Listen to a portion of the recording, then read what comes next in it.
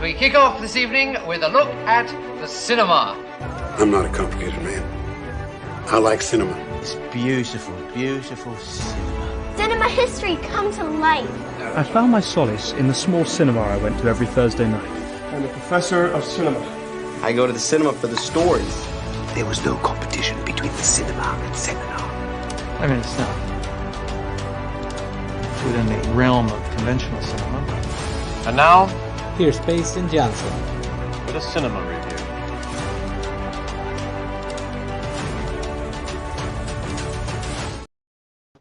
It is Monday, August 5th, 8 EST, and thank you for joining me for another episode of Cinemaster's Reviews. This week, we are going to be reviewing Trap, the new thriller by M. Night Shyamalan, as well as Didi, the new coming-of-age film from director Sean Wang.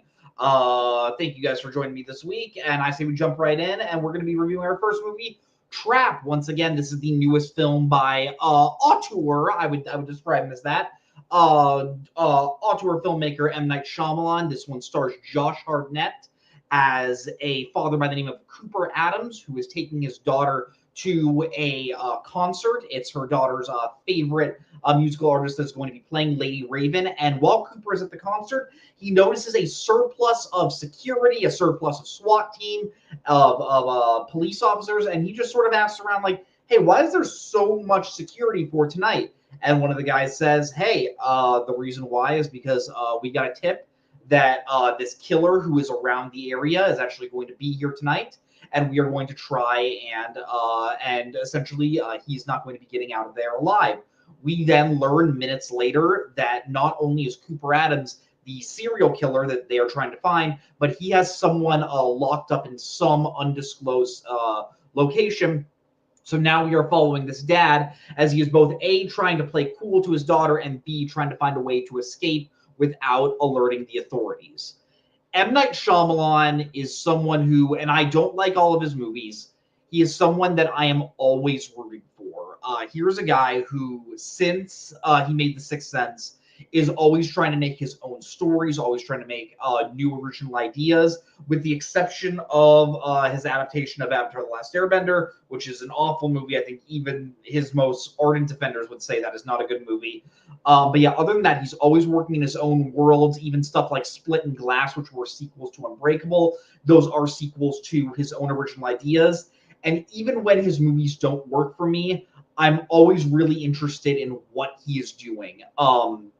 Old is a movie that I'm not a particular big fan of. I see what he's going for, and I do quite enjoy it. The Village is a movie that doesn't 100% work for me. I want to go back and revisit it. There are still some ideas in that movie that I do enjoy. The first movie I ever reviewed on this channel, Knock at the Cabin, is a movie that I don't think 100% works, but because of the ideas that it's working with, that actually was another adaptation. And the performances, I did end up enjoying that movie. So going into this film, I was rooting for it. I thought the idea of the serial killer who's trying to put on a good face for his daughter, I thought that was a really, really interesting concept. I was just hoping that Shyamalan could stick the landing. And in my opinion, while this movie is not going to be for everyone, I thought Shyamalan made a really fun and intense thriller with this movie. I think probably the number one element that I think helps sell this movie and helps carry it through is how good Josh Hartnett is. Josh Hartnett's having like a bit of a renaissance since last year with Oppenheimer. He had a smaller role in Oppenheimer, and now with M. Night placing this big movie on his shoulders and essentially saying like, hey, your performance is basically 80% of the movie. I think Josh Hartnett nails this character.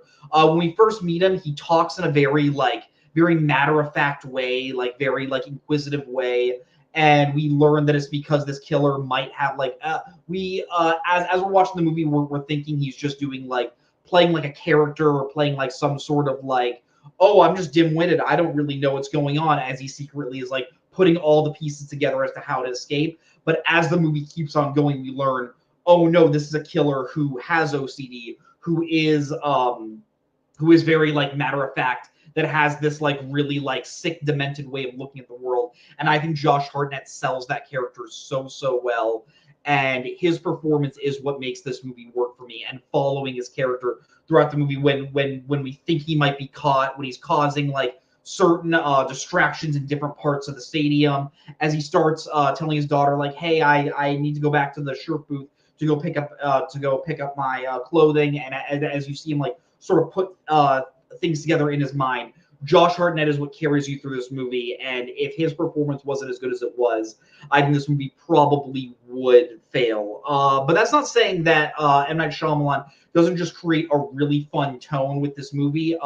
Even though this is a pretty intense idea for a movie, you never are not like having fun with it. Like, this is a PG-13 movie, which isn't to say that PG-13 thrillers can't be thrilling or tense, because they absolutely can. But M. Night with this one, I think he was less concerned with making like a really scary or really like, oh my gosh, I'm at the edge of my seat on every single scenario.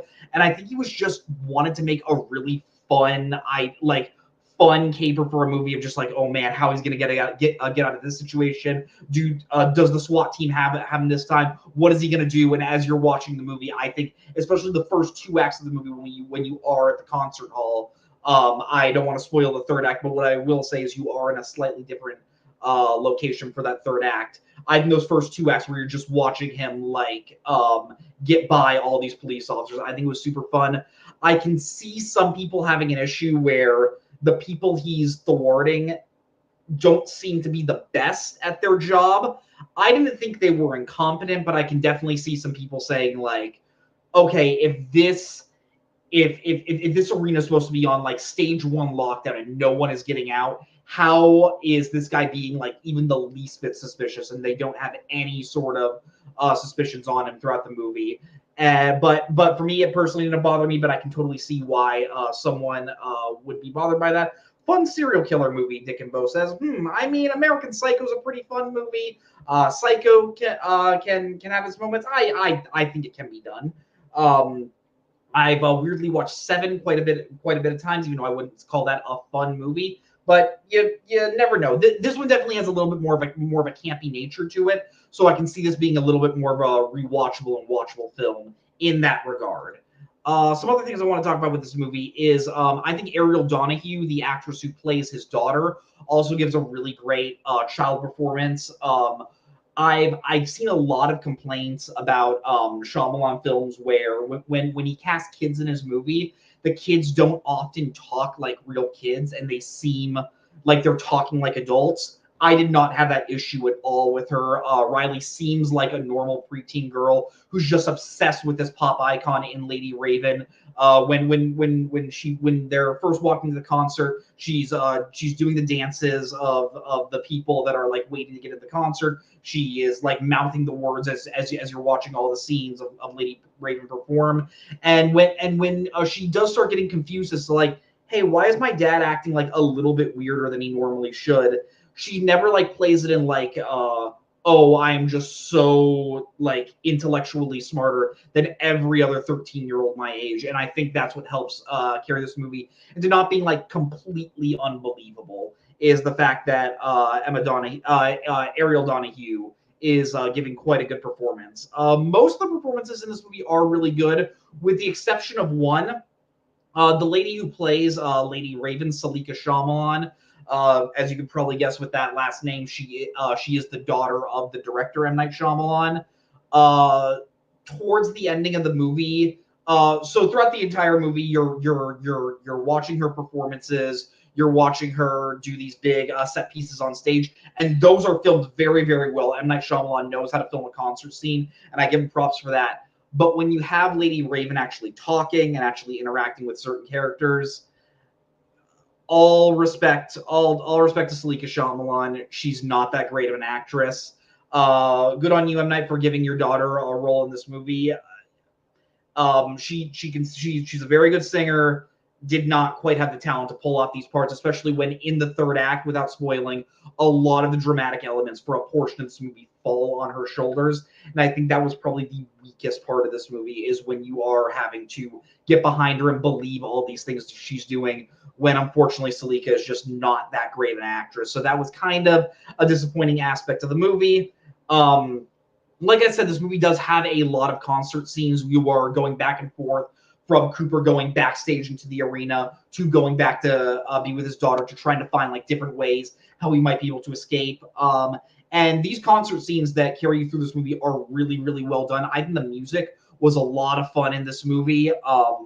Yeah, I think Shyamalan is a director that normally is able to create good visuals, is able to create really cool environments in his movies, and he does that well. Once again, here there's a scene in when you are still at the concert where Josh Hartnett's Josh Hartnett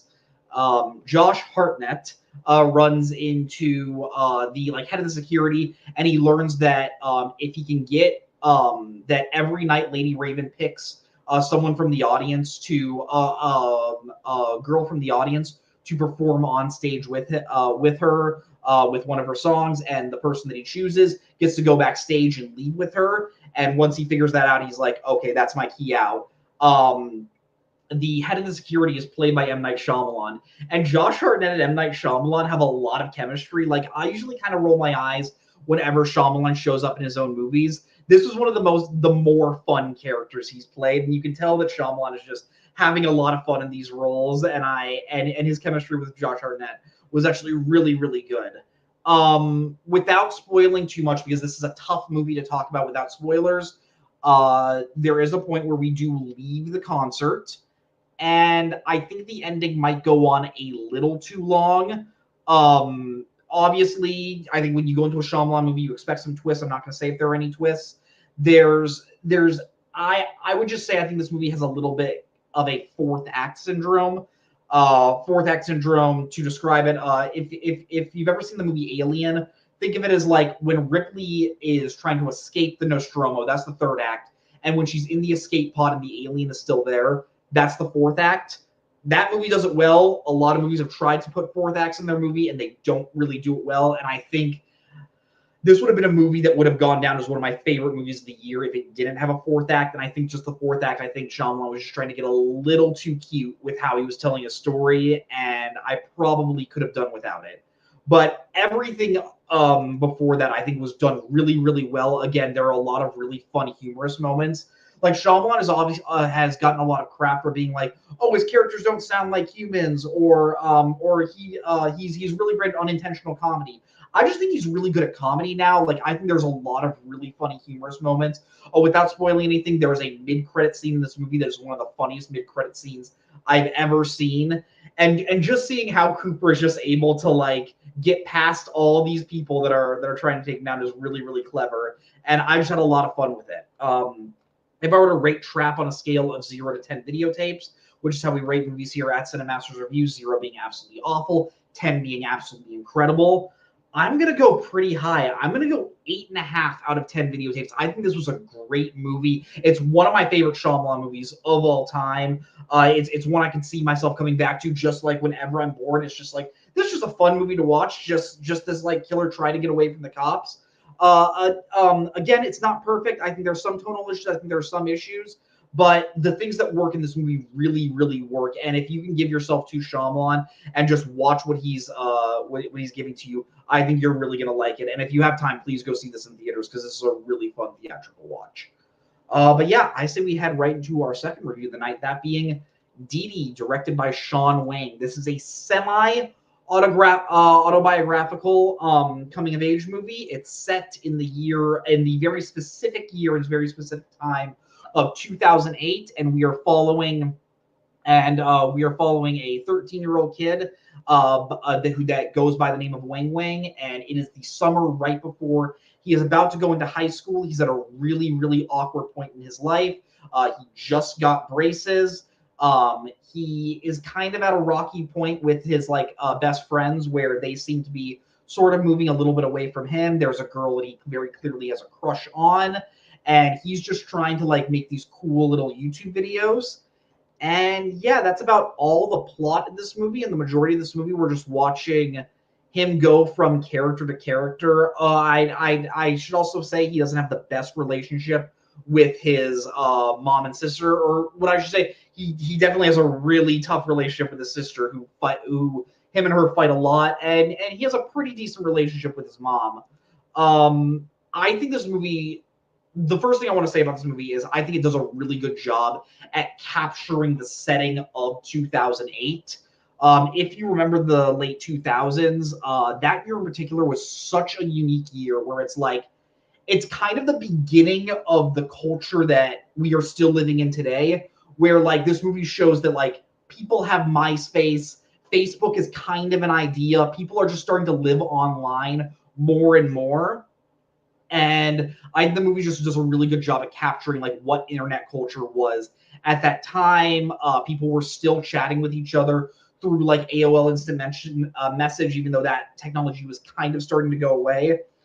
There's this really funny scene where Wang Wang is talking with a girl, and she's like, "Hey, you know, I'm about to watch a movie. Do you have any recommendations?" And he quietly just goes to her Facebook, goes down to her profile, goes to interests, and just goes through her movies and sees A Walk to Remember. It's like, yeah, have you ever seen A Walk to Remember? And then he has never seen A Walk to Remember, so you're watching him Google just stuff, just trying to impress this girl, trying to talk to her, so that way she doesn't catch on to what he's doing. So I think it does a really, really good job at capturing what the specific time of 2008 was. Something I also really love is Wang Wang is kind of portrayed as, I think the best way to describe this is kind of like a punk. Like not like, oh, he like is like completely disrespondent from society, but just like he gets in fights with his sister. Like there's this scene in the beginning where you see an argument with his sister, and then the next scene is him going to her bathroom, emptying out her lotion and peeing in her lotion bottle. So it's just like, oh my gosh, this kid is kind of awful to some people, but like that's how kids were. Like if you remember when you were 13 or 14, like you would do these just like really like stupid and punkish things. And I think the movie just does a really good job at showing that like, hey, Wang Wang isn't like this saint of a character. He's growing up, he's learning, but he's still kind of an idiot. And I found that really, really fun. I think all the performances are really, really well done in this movie. But specifically Isaac Wang, who plays Wang Wang, he's giving a really great performance as the main character. But easily the best performance in this movie is Joan Chen as the mother. As the movie goes along, you learn that Wang Wang's mom is dealing with the fact that their dad had to move back to Taiwan to work, and she's just kind of raising these kids alone. And you definitely see the struggle that you would have being a single parent. And I think Joan Chen does a really good job at like, there's never like this big like outburst moment where she's yelling at the kids saying like, you don't get how hard I am, how hard my life is, but everything is sort of like bubbled and like kept underneath. And I think Joan Chen does a really good job at keeping that like pain that she feels, that like she wants to be the best parent for her kid. She can tell that her kids are struggling, but she just doesn't know the best way to communicate with them as they're going through like this really tough point in their life. So Joan Chen, I think, is incredible. I could see some Oscar buzz coming forward as we move further along in the year. I know we are sort of getting to the point where we're going to start hearing about Oscar stuff. And I hope that the Academy doesn't forget her when they're doing nominations, because I think she was really, really great. But yeah, I think I will definitely say I think I'm gonna like this movie more than most people are, because on the one hand, it is very low on plot. You are just sort of watching Wang Wang go from like group to group to group, and how he interacts with each different friend group is like a different version of Wang Wang.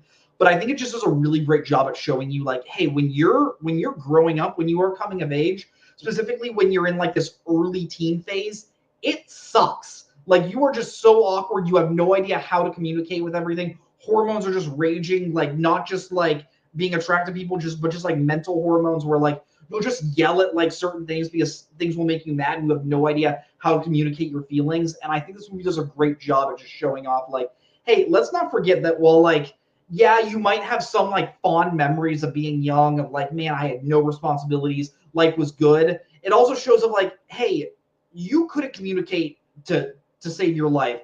And I think this movie does a really, really great job at showing that movie is incredibly lo-fi. It's very low budget. I really loved that feeling of just like of seeing these late 2000s skate parks, seeing like these Wing Wing goes to like a little theme park to go play mini golf. There's a really good job at capturing that feeling. And yeah, I really, really loved this movie. If I were to rate it on a scale of 0 to 10 videotapes, this might sound high, but I'm going to give it a 9 out of 10. This is one of my favorite movies of the year. I think Sean Wing did an excellent job at making a really, really great coming-of-age movie that I'm excited to return to. I would really recommend seeing it in theaters. It's not one that I think really like hardcore benefits from the theatrical experience, but if you have time, please see it in theaters. And when it comes out on streaming or for rental, please check it out. It's one of the best movies of the year, genuinely. But yeah, that brings us to an end of our show. Thank you all for watching. Remember to like this video and subscribe to the video store. It helps grow our channel a lot. Next week, I'm going to be reviewing Borderlands, the adaptation of the video game from Eli Roth, as well as Cuckoo, the new horror movie starring Hunter Schafer and Dan Stevens. Should be a lot of fun. Thank you all for watching. Really happy I was able to do a show this week, considering I did a show last week and I haven't been able to get on a really good pattern. So hoping I can get back on a streak of just reviewing movies every week. Thank you all, and remember, watch more movies. And the award for most vapid film review of the century goes to... Okay, movie review. Okay, I thought it was beauty. And he's now in cinema hell, where one day we'll all be reunited. This is me at the Regal Cinema crying as I did through much of the film.